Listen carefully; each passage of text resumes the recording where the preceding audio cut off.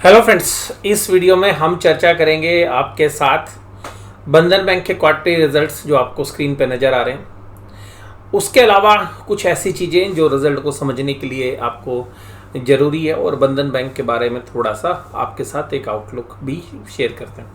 देखिएगा, बंधन बैंक जो है एक ऐसा बैंक है जिसकी मेजर प्रेजेंस 3 जगह पर है। इसकी मेजर प्रेजेंस है सबसे पहले वेस्ट बंगाल के अंदर, यानी कि बंगाल के अंदर इसकी प्रेजेंस है, जहाँ से इसने एक एनबीएफसी का बिजनेस कभी शुरू किया था।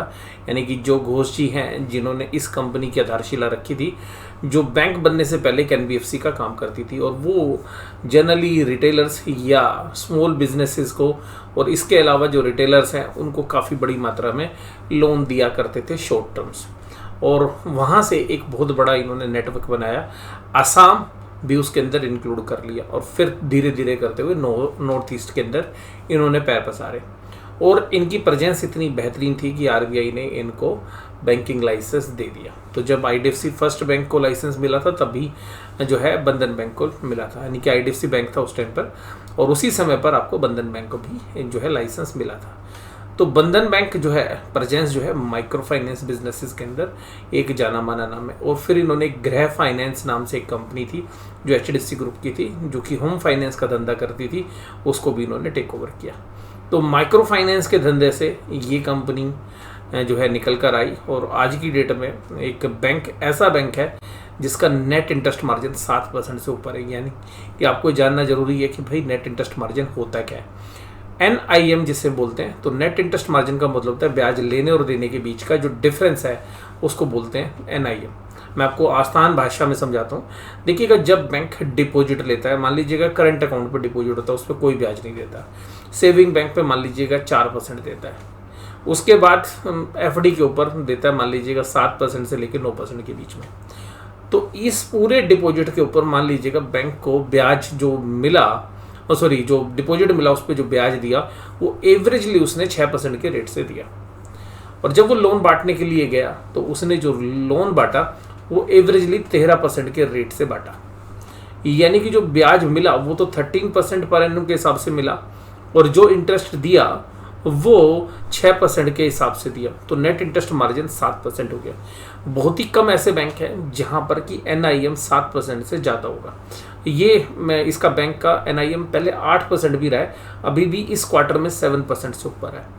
लेकिन जब इतना बड़ा NIM होता है तो रिस्क भी होता है, क्योंकि बहुत बड़ा पोर्शन अनसिक्योर्ड लोन का होता है, एमर्जिंग बिजनेसेस का होता है। यानी कि जो बिजनेस अभी छोटे से बड़े होने की तैयारी कर रहे हैं उन लोगों को लोन दिया जाता है, छोटे धंधों को लोन देते हैं। लोन ऐसे लोगों को भी दिया जाता है जिनका क्रेडिट प्रोफाइल बहुत अच्छा नहीं होता और इवन खराब होता है, उनको भी लोन देते हैं। तो इसलिए रेट ऑफ इंटरेस्ट अच्छा चार्ज करते हैं। तो इनका जो रेट ऑफ इंटरेस्ट है वो मान लीजिएगा, अगर अच्छा क्रेडिट प्रोफाइल है तो 10-11%, क्रेडिट प्रोफाइल ख़राब है तो 15-16%, और बहुत ज़्यादा ख़राब है तो 20-21%। इसके अलावा भी जो अनसिक्योर्ड लोन है उस पर 14-15%। तो ये रीज़न है कि जिसकी वजह से ये बैंक बहुत अच्छा NIM जो है डिलीवर करता है। अब बात आती है कि ये जो NIM है वो तो ठीक है, बहुत बढ़िया है, फिर इनका पैसा NPA की क्या स्थिति है। तो NPA क्या होता है? NPA का मतलब होता है नॉन परफॉर्मिंग एसेट्स। जो पैसा इन्होंने उधार दिया और वो अगर 3 महीने तक नहीं मिलता है तो उसके बाद बैंकिंग रेगुलेशंस के हिसाब से, RBI के रेगुलेशन के हिसाब से उसको नॉन परफॉर्मिंग एसेट्स घोषित कर दिया जाता है, जिसको हम NPA बोलते हैं। तो जो NPA का अमाउंट होता है, नॉन परफॉर्मिंग एसेट्स, तो जो नॉन परफॉर्मिंग एसेट्स है उसके ऊपर आपको एक प्रोविजन बनाने पड़ते हैं। यानी कि आप ये मान के चलते हैं कि आपके इतना पैसा डूब जाएगा, तो जो भी आपका प्रॉफिट होता है उसमें से आप वो प्रोविजन घटाते हैं। अब ये जो NPA की मात्रा है ये बढ़ भी सकती है, घट भी सकती है। तो NPA जो है एक बहुत बड़ा चैलेंजेस बैंक को रहता है, क्योंकि इससे इनका बहुत बड़ा पैसा जो है डूब जाता है। तो RBI जो है डिफरेंट टाइप्स के जो डिफ़ॉल्ट्स हैं, मान लीजिएगा आपका डिफ़ॉल्ट केवल 1 साल तक का ही है जो आपने लोन दिए थे, तो उसको स्टैंडर्ड असेट्स बोला जाता है, सब स्टैंडर्ड असेट्स बोला जाता है। उस पर प्रोविजन थोड़ा कम बनता है। फिर उसके बाद वो असेट्स अगर 1 साल के बाद भी डिफ़ॉल्ट रहती हैं तो उसको डाउटफुल असेट्स बना दिया जाता है। फिर उसकी कैटेगरी होती है 1 साल, 1 से 3 साल, 3 से 5 साल, और उसके बाद आगे की जो होती है तो उन पे जो प्रोविजंस हैं RBI रेगुलेशन के हिसाब से बढ़ता रहता है। तो अल्टीमेटली जो पैसा डूबने की संभावना है या जो डूब जाता है उसके ऊपर प्रोविजन बनाए जाते हैं। जो पूरा डूब जाता है जिसको लॉस एसेट्स बोलते हैं, जिसपे 100% प्रोविजन बैंक बनाकर चलता है, जिसको हम राइट ऑफ्स भी बोलते हैं, यानी कि जो लॉस एसेट्स हो जाती हैं उनको हम राइट ऑफ्स भी बोलते हैं, यानी कि वो ख़त्म कर दिए गए। तो इस तरीके से इनको जो दूसरा चैलेंज आता है वो वहाँ पर आता है। अब तीसरी बात आती है कि भाई ये सब कुछ करने के लिए NIM मिलता है, इसके अलावा इनके पास कहाँ से पैसे आते हैं, इसके अलावा इनके पास आती है अदर इनकम्स। अदर इनकम्स के अंदर जो मेजर पोर्शन है वो कहाँ से आता है? मेजर पोर्शन आता है कि जो लोन आपने दिए उसकी आप प्रोसेसिंग फीस लेते हैं, जो आपने इंटरनेट की सर्विसेज दी हैं आपने अपने क्लाइंट से वो पैसा लेते हैं डिपॉजिटर से।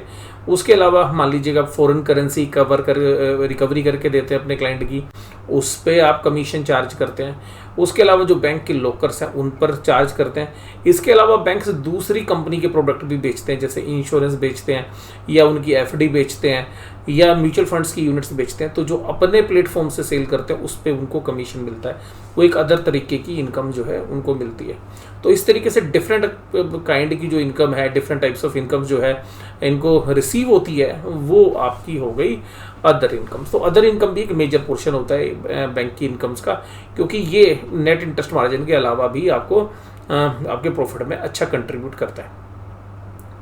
अब इसके बाद इनको और कहाँ पर खर्चा करना पड़ता है, तो देखिएगा इनका खर्चा होता है, एक तो सैलरीज जो एम्प्लॉयज़ को देनी पड़ती है उस पर एक मेजर खर्चा होता है। इसके अलावा जो ब्रांचेज हैं उनके रेंट्स, और इसके अलावा जो ATMs हैं या जो बाकी टेक्नोलॉजी प्रोडक्ट्स हैं, क्योंकि आप अपने कस्टमर्स को जो टेक्नोलॉजी के माध्यम से जोड़ेंगे तब भी आज की डेट में आप ग्रो कर पाएंगे। तो उस तरीके से जो पैसा है वो दिया जाता है। इसके अलावा इनके कुछ एजेंट्स भी होते हैं जो इनके प्रोडक्ट सेल करने में इनकी हेल्प करते हैं, तो उनको जो फीस या कमीशन दी जाती है वो चार्जेस होते हैं।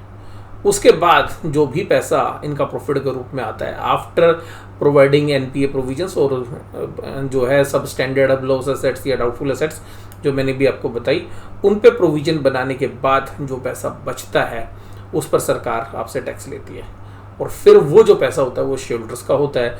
उसमें से कुछ पैसा बैंक डिविडेंड के रूप में अपने शेयर होल्डर्स को दे देते हैं, और इस प्रॉफिट को जो कंपनी की टोटल इक्विटी यानी कि जो कंपनी की बैलेंस शीट में इक्विटी शेयर कैपिटल है या सिक्योरिटी प्रीमियम या रिजर्व सरप्लस की वैल्यू है, जिसको हम नेट वर्थ बोलते हैं या इक्विटी बोलते हैं, अगर उस प्रॉफिट को हम इस इक्विटी से डिवाइड करते हैं जो बैंक की टोटल इक्विटी है, तो हमारे पास एक जो रेशियो निकल कर आती है उसको बोला जाता है रिटर्न ऑन इक्विटी।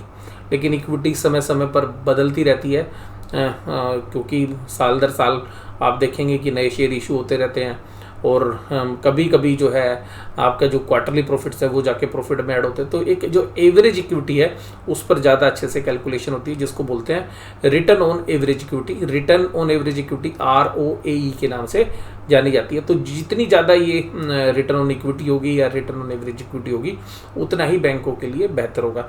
तो इस वीडियो में मैं खाली इतनी बात कर रहा हूँ आपके साथ कि भाई बैंकिंग के रिजल्ट समझने के लिए आपको क्या चीज़ें हैं ज़रूरी। अब अगली वीडियो में मैं आपके साथ रिजल्ट एनालिसिस करूँगा। वीडियो देखने के लिए धन्यवाद। Thank you very much.